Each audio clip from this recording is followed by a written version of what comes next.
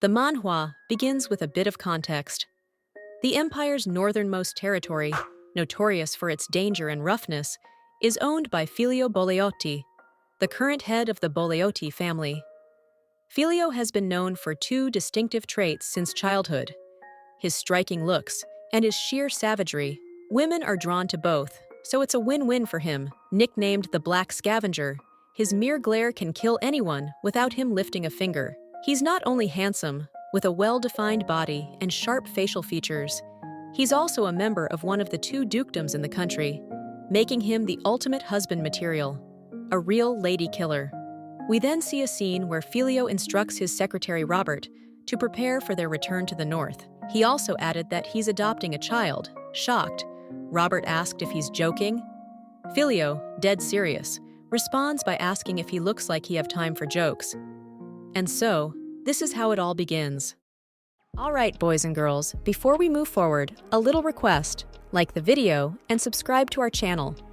Now, about who's eligible to watch this video, just remember, the title says it's a father-daughter story, and the genre is romantic. Not saying anything, but I don't know how the story will turn out. Just keep in mind, you've been warned. If you're still here, don't whine if things get a little unconventional.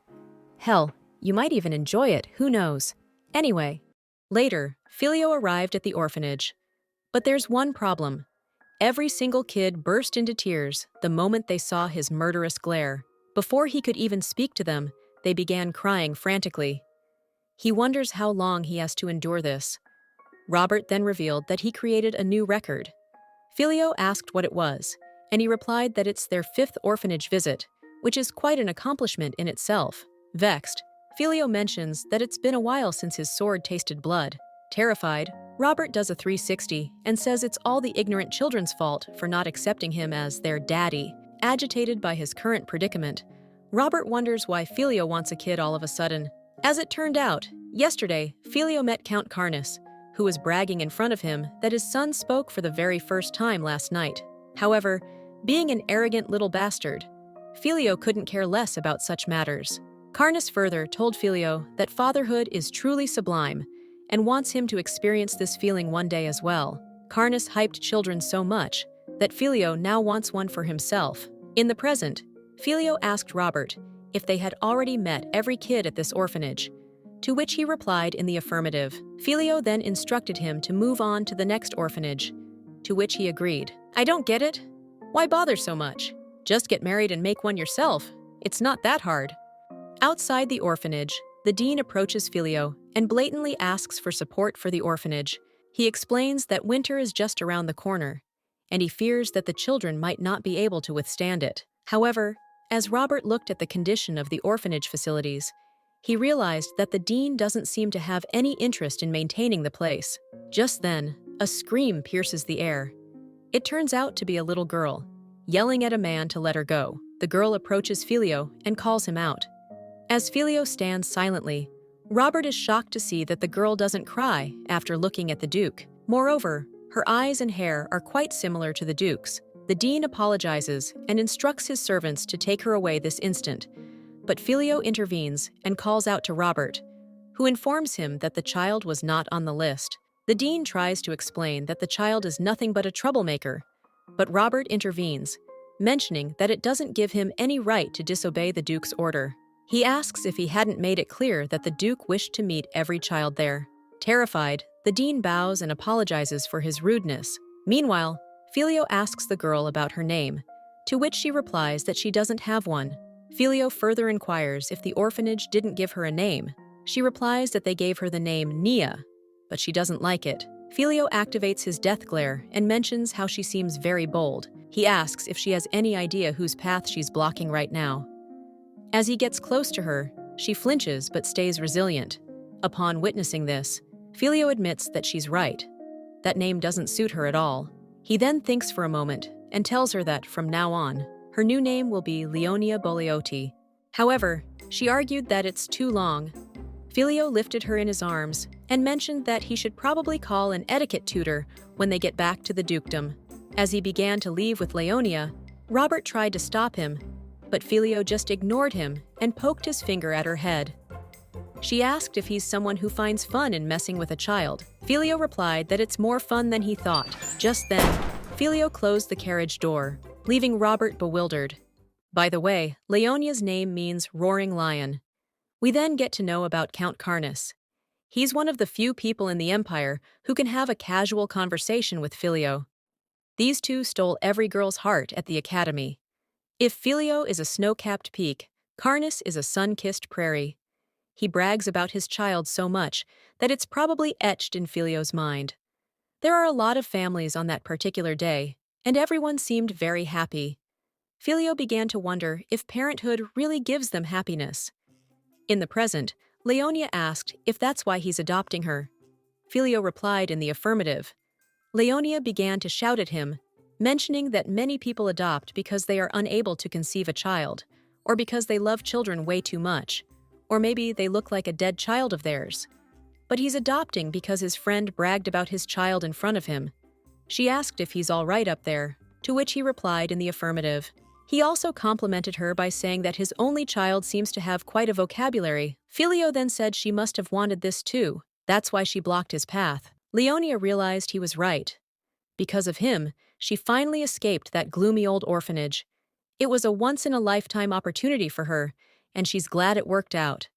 Glancing outside at the dean and other teachers, she revealed to Filio that they were embezzling funds. He replied that he had already figured that much. Leonia further revealed that they abused the children and were now in talks with pimps. Taken aback by her words, he asked her if she even knew what a pimp was. Leonia replied that they were people who sold others to brothels. She told him they were planning to sell off one of the girls and asked if he could punish them.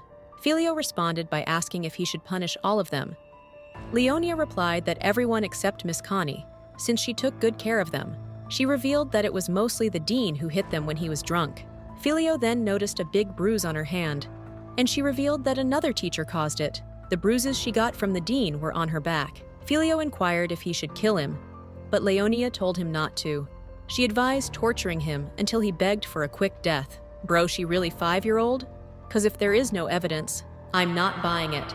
Filio then called Rupert and instructed him to stay behind. Shocked, Rupert asked for more clarification. Filio clarified that it was pretty dirty out there, so Rupert should do some cleansing for them. He told him to clean thoroughly and leave no dust behind, to which he replied positively.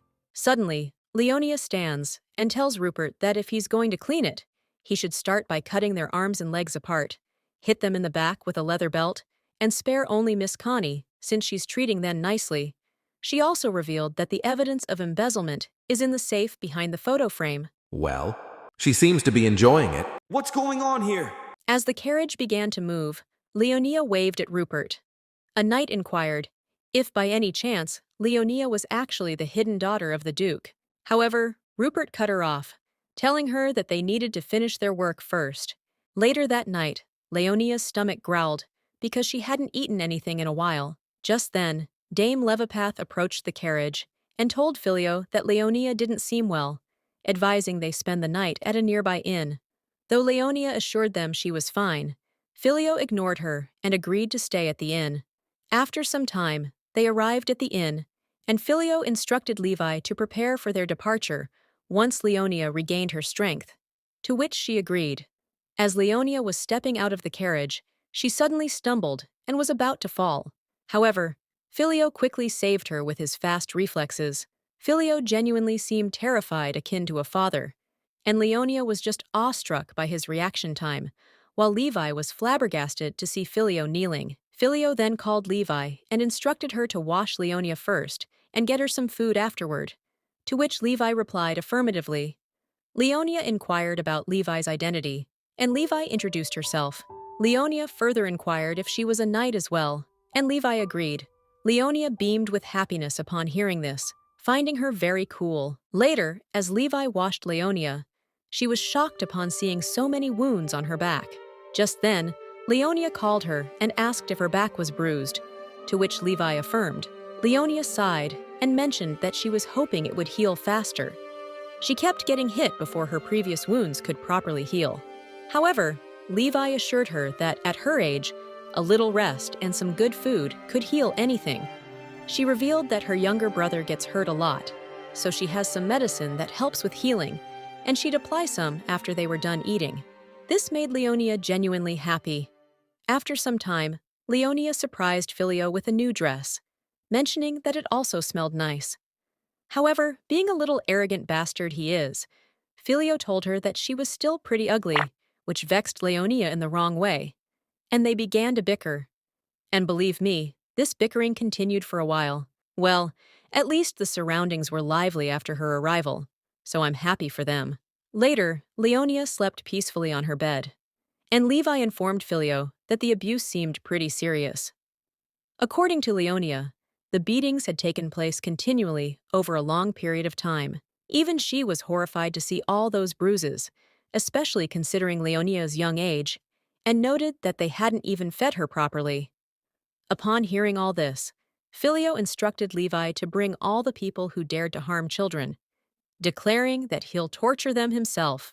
The next day, Leonia regained her strength and was ready to travel again. Levi complimented her, saying the dress suited her very well.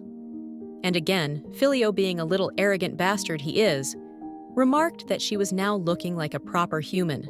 Leonia retorted that she had always been human, and that he should compliment people at times like this. Filio responded by asking why he should compliment someone who isn't that pretty. Leonia said he was being too much since she was his daughter now. Filio remarked that she hadn't even addressed him as daddy. Leonia replied that she wasn't used to the word daddy. Filio responded that he wasn't familiar with complimenting others either, and Leonia pouted upon hearing this. Glancing at her angry face, he told her that if she wanted him to compliment her, she should gain some weight. Levi then told Filio that she would check on the carriage and left the room. Outside, she met two of her fellow knights. Noticing Levi's bothered expression, one of the knights asked if something was wrong.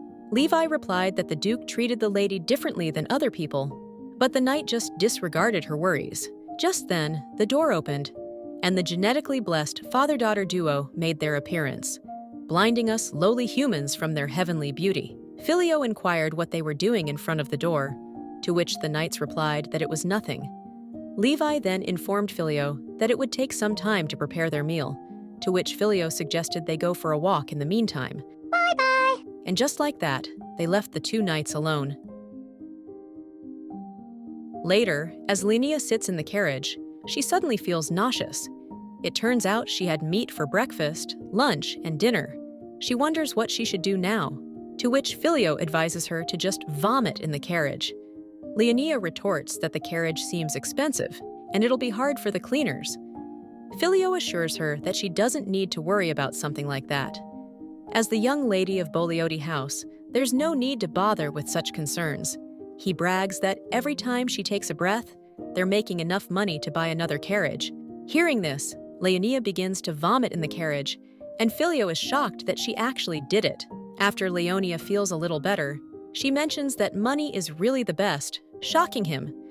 She further says that people should be rich at heart too. However, Filio tells her that's all just bullshit. Leonia agrees, saying that's what the poor say to claim the moral high ground.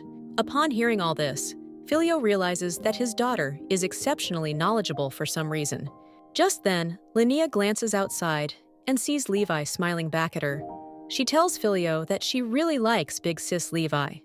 Filio remains silent for a while, realizing that Leonia will need a knight to guard her, a headmaid, and most importantly, an etiquette tutor to make her behave like a decent human.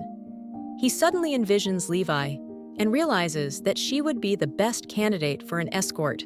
He then asks Leonia if she has ever tried crossing the gate before. The scene then abruptly changes to Leonia vomiting outside. Upon seeing her condition, Filio realizes she's too weak. It turns out when he previously asked her about the gate, Leonia showed her ignorance about such matters. Filio explained that it's something that can get her across long distances in an instant, and first-timers can get a bit sick while using it.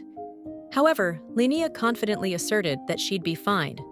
Yeah, we are seeing how fine you are now. In the present, Filio mentions that he hasn't seen anyone die from a bit of motion sickness. He quickly takes off his coat and covers Leonia with it while holding her gently in his arms. As he pats her, assuring her that she'll be fine, Leonia warns him not to pat her, as it makes her even more nauseous, and she might end up vomiting on his clothes. As Filio glances at the sleeping Leonia, he comments on how she's still pretty ugly. The Order of Gladigo, Protectors of the North, have served the Lord of Boleoti for many years. This lord, most aptly known as the Black Scavenger, that same lord is now holding a child with such care that it's a beautiful sight to behold. Yet, his past monstrous deeds make it difficult to pry one's eyes away.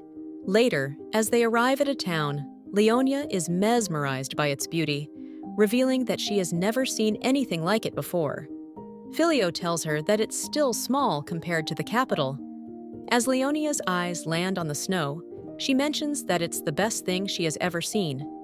Filio reveals that it snows until spring in Boleo, Thailand, and assures her that she'll get used to it, as he likes the cold too.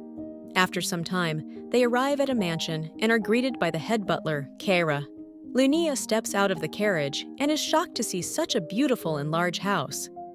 Suddenly, Filio takes her in his arms, and everyone bows to greet him.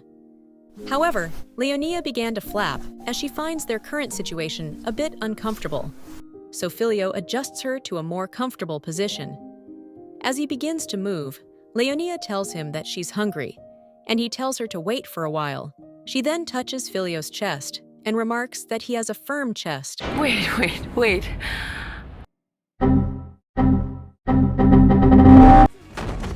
Welcome to Internet. Later, as they enter the mansion, Leonia is shocked by its beauty and remarks that it looks like the kind of place where murders always happen. Filio asks her if she knows, while a nearby maid wonders if someone actually died there.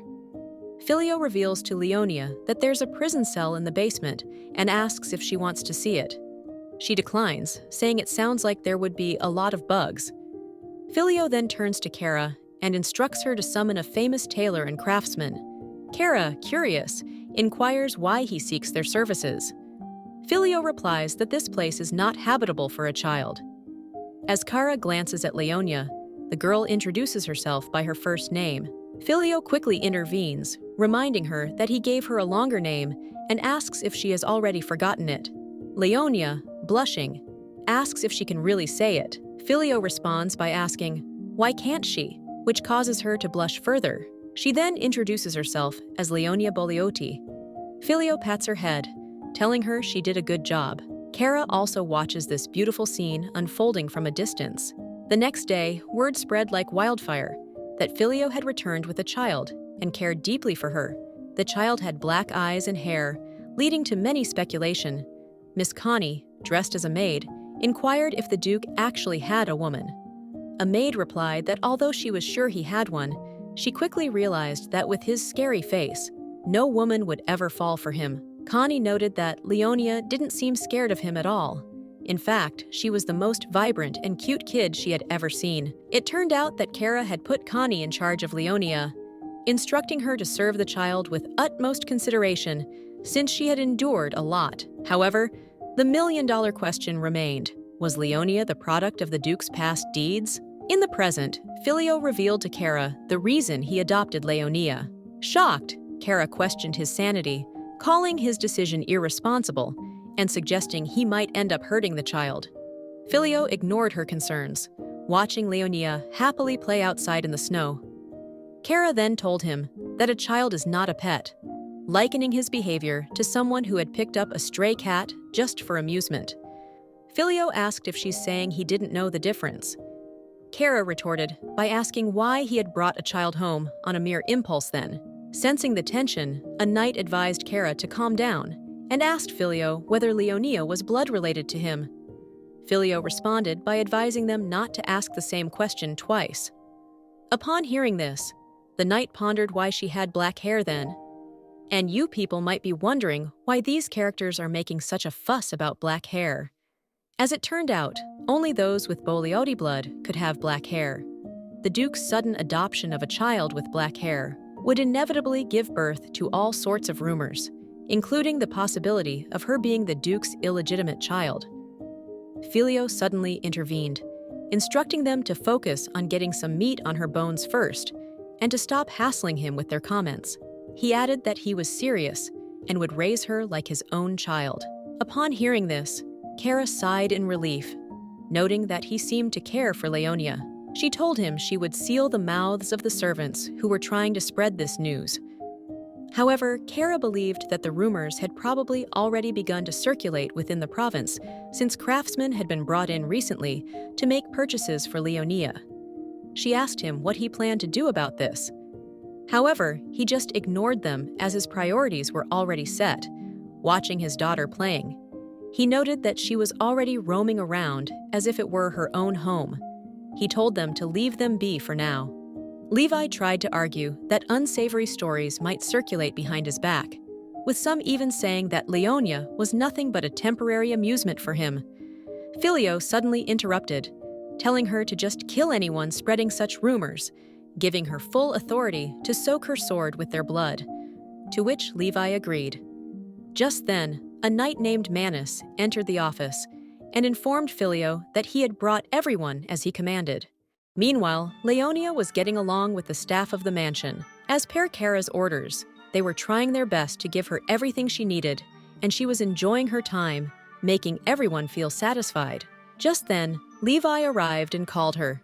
Happy to see her, Leonia quickly dashed towards Levi and hugged her. She told Leonia to drop the honorifics and be more comfortable with her because she was now the daughter of Duke Boleati. However, Leonia mentioned that Levi had also worked hard to become a knight, which touched Levi's heart, and she kissed Leonia's hand. Levi then revealed that the Duke was looking for her.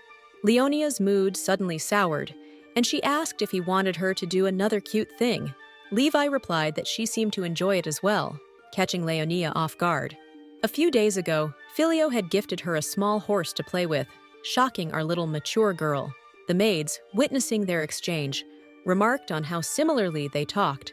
Perfect example of father-like daughter. Filio told her to just thank him, but she tells him he had gone overboard. Filio then imposed one rule. She must act cute at least once a day. This caused Leonia to look at him with disgust, asking what he would do if she didn't comply. Filio replied that it would mean he had failed as a father, but he wouldn't send her away because of something like that.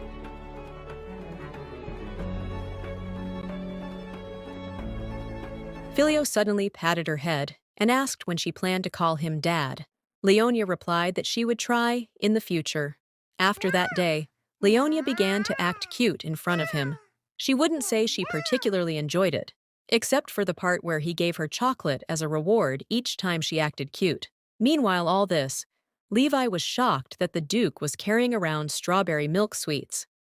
In the present, Leonia inquired why the Duke was looking for her. Levi's expression suddenly darkened as she revealed that they had some bad visitors. Leonia asked why they were bad, and Levi replied that it was because they had hurted her previously. Levi then revealed that the Duke had told her to bring Leonia, but she was worried that seeing them might hurt her. She offered to take Leonia to her room if she wants, assuring her that she'll explain the situation to the Duke. Meanwhile, on the other side of the mansion, the guests turned out to be staff from the orphanage. As Filio read through a document, he asked Rupert about the orphanage. Rupert revealed that it had been destroyed by an accidental fire. The province where the orphanage was located had been informed that everyone died in the fire, which was a lie, as the innocent and pitiable had been taken to a safe place. Rupert continued, explaining that it was a tragedy for both the kids and their teacher. Okay, I'll explain. So basically, it's a strategy to hold the staff responsible and torture them afterwards. Upon hearing Rupert, Filio mentioned that they could have saved them if they had arrived a bit earlier. He then angrily glared at the orphanage staff and burned the paper with his powers, causing them to shiver in fear. The Boleoti always stand higher than everyone else, even the imperial family, for many reasons. One of the main reasons is the fangs of this beast. Aura is a power that can only be attained after one has trained hard enough to become a weapon oneself. Mana is the foundation of magic, but the power Filio had was completely different. Just then, Levi arrived with Leonia in her arms. She quickly dashed towards him, and Filio told her not to run as she might hurt herself. She replied that running away was the one thing she was good at back at the orphanage. Hearing her words, Filio mentioned that it seemed she'd only come to her senses after breaking a nose. He then asked her why she wanted to run away from the orphanage. Leonia replied that those people would use any chance they got to hit her. The entire room fell silent after her words. Leonia then noticed Rupert and cheerfully greeted him, to which he reciprocated her greetings with smile. Just then, the staff called out to Leonia by her previous name Nia and tried to butter her up. Filio then revealed to her that these visitors had asked for her. He continued, saying that he had an obligation to receive them as her dad, and that's why she must meet with them so that he could treat them properly. Leonia asked for more clarification, and Filio clarified that if she wanted to let any of them go, she should inform him. Leonia contemplated for a while and questioned why she should forgive any of them, as these fuckers are still full of shit.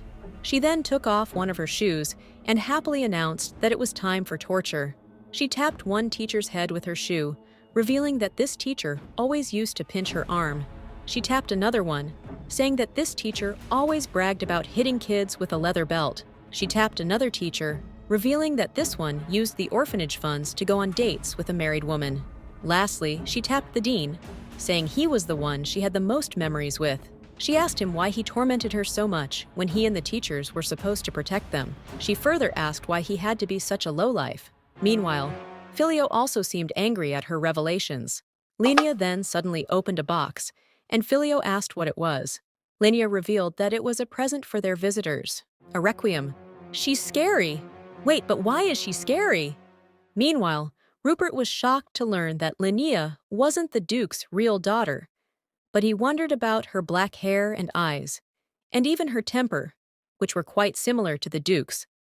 On the other hand, Leonia informed the staff members that they weren't going anywhere. She was disgusted to have met them, and hoped she would never meet them again in this life. As the knights began to take the staff away, Leonia mentioned that it felt great, like she had taken a poop after 10 years. You're 5 years old, you know. Filio then gave her a candy, but she asked why he was giving it to her since she hadn't done anything cute that day. He proudly patted her head and told her that she had acted like a true Boliote, which made Leonia very happy. Seeing her happy, Filio was satisfied. Witnessing this beautiful scene from a distance, everyone in the room was moved, except Rupert. Later, as they moved through a corridor, Leonia told Filio that he couldn't kill the staff immediately. Filio replied that he would never do something so wasteful, and Leonia agreed, stating that they needed to get their money's worth. Filio then suddenly asked her where she had learned to say things like that, and Leonia quickly responded, "At the orphanage." She then told him she had a great idea.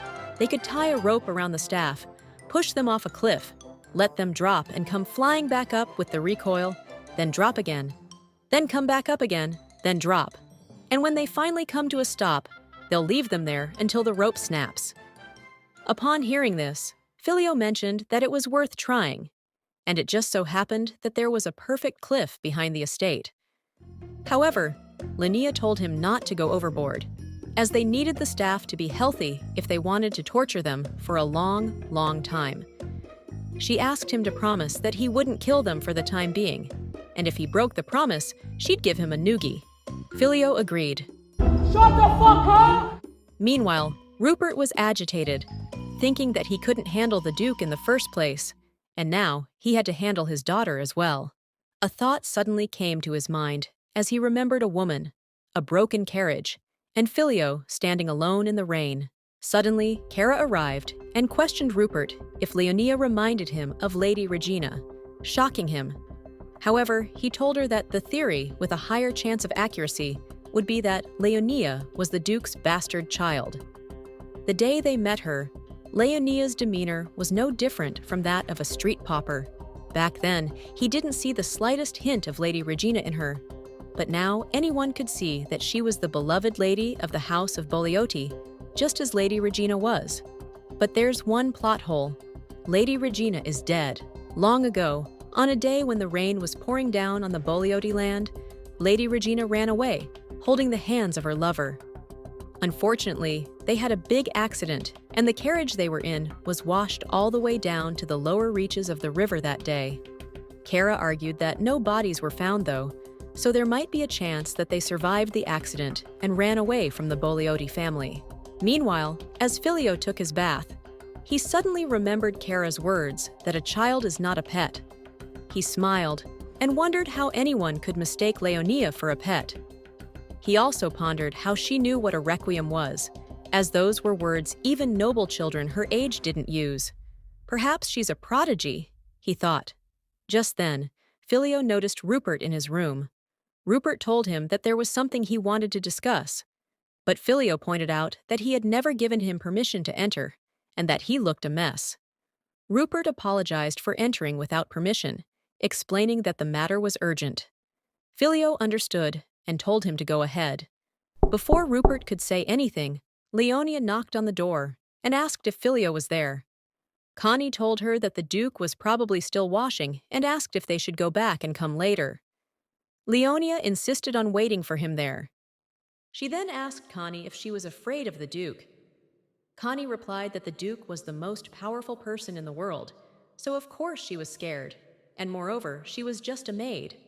Leonia mentioned that the Duke was always good to her. Connie replied that it was because the Duke cared very much for her, which made Filio smile as well. Leonia then spoke out that she was worried the Duke would become an elderly bachelor because of her. Connie insisted that the Duke was quite popular, but Leonia retorted that looks aren't everything.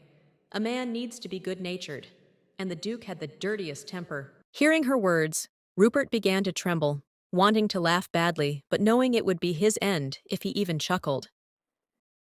To make matters worse, Leonia inquired if she would have to take care of him when he became an old geezer.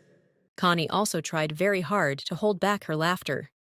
Suddenly, Filio opened the door, and Leonia inquired if he was eavesdropping on her. She then noticed Rupert inside and mentioned that the Duke was bare-chested while Rupert was on the sofa. Connie quickly interrupted, insisting it wasn't what it looked like.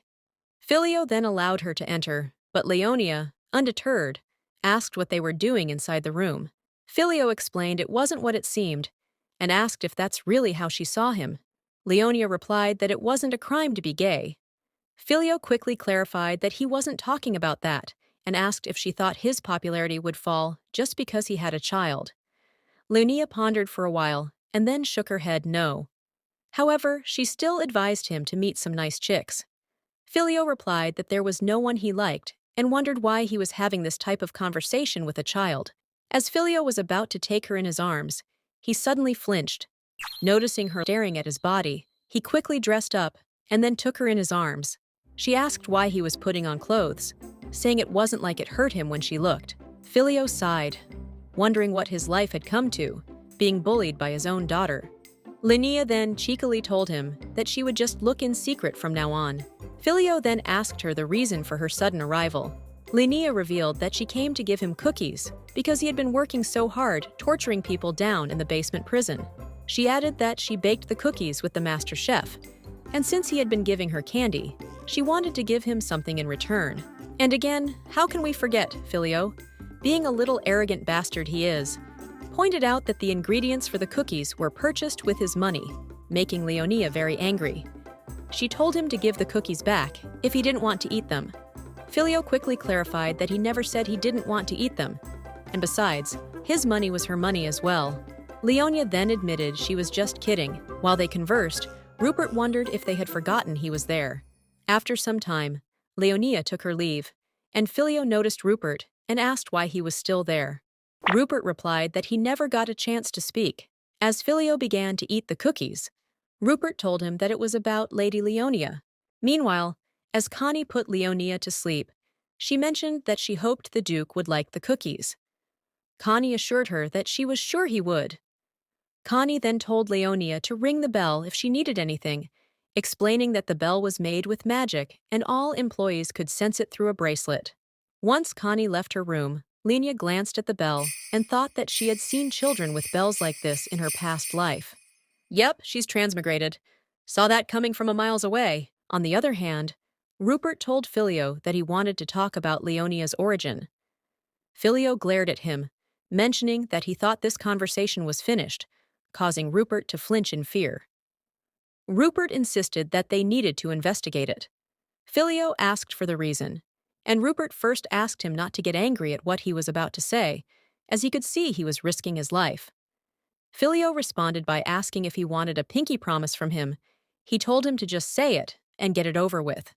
Rupert then revealed that he believed Lady Regina was connected with Leonia.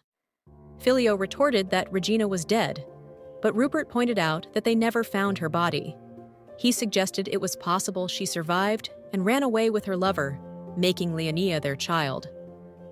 Upon hearing this, Filio revealed that he had also been thinking about investigating Leonia's past, but what Rupert said now made him even more certain that he shouldn't. However, Rupert argued that this was all the more reason to verify who her parents were. Filio responded by asking what they would do after they investigated it. He asked if Rupert planned to tell Leonia about her parents' identities and reveal that they were dead. He continued that Leonia would not benefit from knowing Regina was her mother, since Regina had run off with a man her family opposed. Realizing he had made an error in judgment, Rupert quickly apologized. Filio told him that he had surpassed him, as he had never thought Leonia could be Regina's daughter. Filio then asked Rupert if he saw any resemblance between Leonia and Regina. Rupert replied in the negative, noting that Leonia resembled the Duke more than Lady Regina. Filio revealed that it was simple to verify that Leonia was a Boleoti because he had seen a glimmer of gold in her black eyes back at the orphanage. At that time, he thought it was mana that had leaked out unconsciously, but it was actually the fangs of the beast. The next day, as Leonia and Filio had breakfast, Leonia seemed excited because today was the torture day. However, Filio told her that Dangle Dangle will happen later.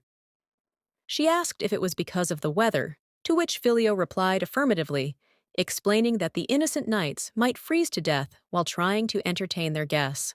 As Leonia got up from the chair, Connie covered her with a cloth, since it was cold. Leonia mentioned that she looked like Superman. Filio inquired who Superman was, and she revealed that he was the guy who wore panties over his clothes. Filio asked if he was a pervert, to which Leonia replied that he wasn't a pervert. It was just his personal style. Filio remarked that that was called being a pervert. A sudden realization hit Filio that she kept treating him like he was a pervert. She then told him that Superman's outfit was not important. It was about his body, his shoulders, his pecs, and some Kryptonian genes. Upon hearing this, Filio wondered if she was interested in men's bodies, because if she was, she would be a menace for men in the future. Later, as they both sat in a room, Connie gave Leonia the book she had requested. The title of the book, Life is All in Vain. Shocked, Filio asked why she wasn't reading a fairy tale. Leonia replied that fairy tales were childish, and she had already read them all. Filio inquired where she got the book, and she revealed that she found it in the library since he had said she could read anything she wanted. When Filio asked why she chose that particular book, Leonia explained that the title resonated with her because, in her experience, life really was vain. Filio realized that she must have had some hard revelations during her time in the orphanage. Filio then asked Leonia if she missed her real parents. She replied that she didn't know who her real parents were. She didn't remember anything before the orphanage and considered him her parent now. She had no memories of the parents who birthed this body of hers, and no feelings to spare for people she didn't even remember. The people she did miss were those from a secret part of her life whom she would never meet again. Leonia then asked if she had to remember them, and Filio reassured her that it was okay if she didn't. He then gave her a candy and mentioned that he was glad she didn't forget that he was her parent, as he thought she would rather die than call him daddy. Leonia replied that it just hadn't stuck yet. Filio remarked that she was full of excuses, and she began to hit him on his chest. Filio smiles as he glanced at her pouting face. He then instructed her to let him see her eyes. As he stared at her, Leonia thought it was a staring competition. During the middle of the contest, Filio used his beast fangs on her, and Leonia felt a stung in her eyes, with a golden aura visible as well. Filio then ordered the maid to leave for a while, and they complied. Once alone, he told Leonia that he wouldn't beat around the bush and revealed directly that she was his niece. "What the hell?" he said it, as if dropping a bombshell was an everyday thing. Poor girl. I can understand what she might be going through. I mean, seriously, it hurts. When your father suddenly reveals that you're actually someone else's product, it hurts. Leonia was so shocked that she didn't know where to start correcting his statement. He explained that she possessed the Boleote traits, but Leonia insisted it could be a coincidence. Filio revealed that black hair was a trait passed down only within the house of Boleote. He was fascinated by her fearless nature, which was why he had invoked his fangs on purpose that day. He assumed the twinkling in her eyes was mana, as young sorcerers tend to emit mana to protect themselves, but he was wrong. Filio asked if she knew what fangs were. Leonia replied that it was when his eyes changed color and became super fierce. Filio told her that she wasn't aware of it, but her eyes shone when she saw him at the orphanage, resonating with her fangs. Leonia asked if that was why her eyes stung just now because of the resonance, but she didn't get scared this time. Filio replied that it was because he didn't mean to scare her. Its only purpose was to verify whether she had the ability to react her fangs with others or not. Upon hearing all this, Leonia pinched her cheeks to check if she was having a nightmare, but Filio stopped her, telling her that she would hurt herself. Leonia then asked about the identity of her actual parents. Filio revealed that it was his cousin Regina, the most annoying woman in the world. Baria and the Black Beast was the name of the novel she had read in a different world. It told the story of Duke Boleote, the Lord of the North, and Lady Barua Ervanli, his eternal soulmate. The novel detailed their love story and cleverly broke down common cliches. And you might ask, how? Well, our main character had woken up not as a noble lady or an empress whose husband will cheat on her, but as a normal orphan. One day, while working, she saw the emblem of a black lion on a carriage. And the moment she laid her eyes on Filio, she realized she was inside the novel's world. That's why she took a huge gamble and risked her life. At that time, she thought being the Duke's maid was better than staying at the orphanage, but still, she was definitely not expecting this turn of events. In the present, Leonia wondered if being his niece was a good thing, as she was sure this twist was never mentioned in the novel. She ponders if it was normal to reveal the secret of one's birth right after a typical day of eating and playing. Leonia quickly made her way back to her chamber, and Kara warned her to slow down, as she might fall. Filio had advised Leonia to ask Kara if she was curious. In the present, she quickly shut the door of her room and demanded to know about her secret. Kara, taken aback, inquired what secret she was referring to. Leonia revealed that the Duke had already told her about the person who birthed her, shocking Kara with the sudden revelation. Leonia continued that the Duke had told her his younger cousin was the one who gave birth to her. Kara inquired how he was able to verify that. Leonia replied with the fang of the beast, explaining that Filio said she had them as well, just like the person who gave birth to her. Suddenly, tears began to well up in Kara's eyes. Leonia, concerned, asked why she was crying. Kara apologized for her behavior, realizing that if Leonia was in an orphanage, it meant Lady Regina must not be of this world anymore. Later, as they sat together, Leonia hesitantly inquired if the Duke hated the person who gave birth to her. Shocked, Kara assured her that he did not. She explained that Lady Regina was quite clueless, but kind-hearted. Despite being a mere employee, Kara knew that the Duke shared the same sentiment. Regina was very kind, without a single wrinkle on her soul. She was a romantic who sought peace and love everywhere she went, and she was loved by all. Kara continued that Regina adored the Duke. Neither of them had siblings, so she wanted to be friends. She asked the Duke all sorts of questions, told him to play with her, and hovered around him. She meant well and was certainly not malicious. But the only problem was that they were totally incompatible. Leonia thought to herself that based on her experience in the other world, there's no bigger pain than a clueless idealist. The fact that Regina doesn't appear in the novel probably shows how uninterested the male lead, Filio, was in her. To him, his younger cousin was a nuisance he didn't mind not having in his life. I kind of feel bad for her, though. Leonia then asked what happened to her. Kara revealed that Regina ran away with her lover, a roaming knight. As expected, the house opposed their relationship. Regina turned her back on her house and decided to leave with the person she loved. It was such a typical plot that Leonia thought she was foolish for showing any interest in the story in the first place. Kara then asked if Leonia missed Lady Regina. Leonia just smiled and thanked her for telling her about all this. She thought it was a secret better left unasked. Later that night, it was snowing heavily outside, and both our main characters were sitting in a comfortably warm room. Suddenly, Filio asked Leonia if that was enough to satisfy her curiosity about her parents. Leonia replied by asking if she was supposed to cling to people she didn't even remember. She said she wasn't attached to the past and believed in looking forward. Upon hearing her words, Filio patted her and mentioned that she was more like him than Regina in that regard, which caused her to blush.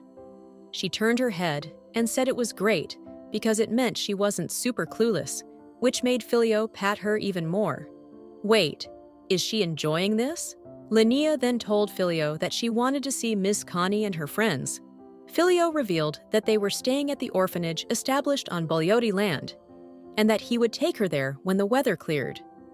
This made Leonia very happy, but suddenly a thought came to her mind, and she asked him if he wasn't busy. She mentioned that she hadn't seen him working lately at all. Filio advised her to just focus on not spilling any crumbs while snacking. He asked how much she habitually spilled, that she had to wear an apron now. Vexed, Leonia told him it was just a part of her clothes, and it was like an apron dress. Filio reveals that he saw her spilling and drooling while she was snacking earlier, but she retorted that it was just one time. Filio replied that he never did something like that when he was a brat. Linnea inquired if this was some kind of competition. Filio replied that he just wanted her to learn from the example of her incredible father, but she believes that there's nothing to learn from him. Suddenly, Filio informed Leonia that he wouldn't be at home for a while. Leonia inquired why, and Filio revealed that it was the season for monsters to fool around. Leonia asked if fooling around wasn't a weird way of describing it, and told him he should be thankful she wasn't a normal kid. Filio replied that she should be thankful as well, since he wasn't a normal daddy either. He then stood up and mentioned that Boleoti land had many monsters, to the point some even called it a monster's lair. Out of nowhere, Leonia began to laugh. It turned out she had put a ribbon on his head while he was lying on the sofa. He told her that once the blizzard died down, he must lead the knights on a monster hunt to reduce their numbers. Suddenly, they both fell silent, and Leonia began to stare at him, and he was also quietly looking back at her. He then quickly turned her around 180 and revealed that if the weather cleared up while they were still wiping out monsters, they would finish earlier. But it might take longer if the wind started blowing midways, as humans were more impacted by the weather than by monsters. He added that at some point, he would take her with him as well. Shocked, she asked why he wanted to take her. Filio replied that she was his heir, and that's the only reason he brought her here. Upon hearing this, she remarked that he was so careless with his life and asked if he wasn't going to marry. Filio replied that he found it more fun to raise a child. Leonia then brought back her previous topic and inquired if he and Rupert were up to something that day. Irritated, Filio warned her that if she brought it up again, he'd get rid of all her snacks, which terrified her. Just then, a maid began to take the sweets away, and Leonia clarified to her that the Duke was just kidding. The maid gave the sweets back to her, much to her delight. As she was about to eat the cookies, Filio asked if she used honorifics with the servants. Leonia replied affirmatively. Filio then remarked that she was curt with him. Agitated, she asked if everything was all right with him and what he wanted her to do. He told her to just fix her habit of being so polite with the employees. Leonia intervened, telling him not to rush her, as time would take care of everything. Filio then told her she was wrong, saying that money would take care of everything. Leonia pondered what was wrong with him. Filio then announced that starting today, all house employees were fired. This shocked everyone in the room, including Leonia. She asked why, and Filio replied that mere employees had the gall to listen to a Boleoti use polite speech with them. As the lord of the house, he couldn't stand back and watch as discipline loosened. He continued that he could even cut their ears off, but he was practicing great generosity by firing them instead. He instructed all the servants to return to their rooms, pack their things, and gather in the hall, to which they all agreed. However, Leonia intervened, promising she wouldn't use honorifics anymore. Well, that didn't take much at all. She couldn't believe he would use all his employees to blackmail her. As Leonia looked at him angrily, a golden aura began to surround her eyes. And Filio witnessed this. He further mentioned that he told her money would take care of everything. Leonia then slumped down and began eating her cookies. However, Filio told her to stop lazing around and that he'd introduce her to some of his knights. She argued that it was snowing heavily, and besides, he told her to gain weight, which was why she wasn't moving. Filio outright ignored her, put some warm clothes on her, and began to move with her in his arms. Wait, are those flip-flops?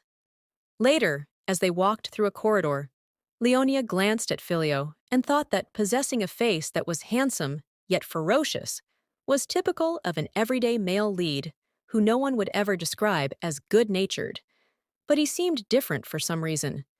She then asked what if he kicked her out one day on a whim. Enraged, he asked what she took him for, but he suddenly halted as he realized that she was calm and composed. Filio tapped her nose and mentioned that she was his daughter, and he would take care of her until his very end. Upon hearing this, Leonia quickly turned and mentioned that she didn't like daddies who made fun of their daughters. Just then, Leonia heard a loud screams, which startled her. Filio took her into his arms and told her to look. As she glanced at the top of the building ceiling, she saw a lion imagery carved up there. She inquired who it was, and Filio revealed that one of their ancestors carved it there. Linnea mentioned that it was so extra that just looking at a thing like that made it hard to sleep. Guess it's time for renovation. She then asked why it was so high up. Filio replied that it would be bad if the roof collapsed because of the emission of aura. Linnea wondered what aura was, and Filio revealed that it was an energy that lay within some people's bodies, transformed from hard training. While mana is an innate and mental skill, aura is acquired and physical, though aura also requires some innate ability, and training alone is usually not enough. He confidently bragged that there were as many as 3 knights in the Order of Gladigo who could emit aura. Leonia then inquired if he could also use aura. Filio replied that he didn't need to since he was born with something much more powerful, the fangs of the beast. He told her that the fangs of the beast lay latent within her as well, and she would eventually learn how to use them. Upon hearing this, she remarked that once she gained her fangs, she would bite him first. However, Filio told her she couldn't, as he would bite her first. Leonia roared and mentioned that the first thing she'd bite would be his chest. Filio went quiet for obvious reasons, and then asked why she was so obsessed with his chest.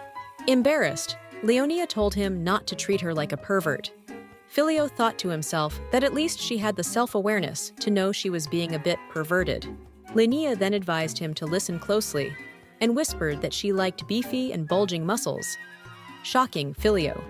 She continues by asking if he understood it correctly, and repeated that she liked beefy and bulging muscles. Bulging muscles, bulging muscles, bulging muscles, bulging muscles, bulging muscles. And just like that, everyone around them heard it too.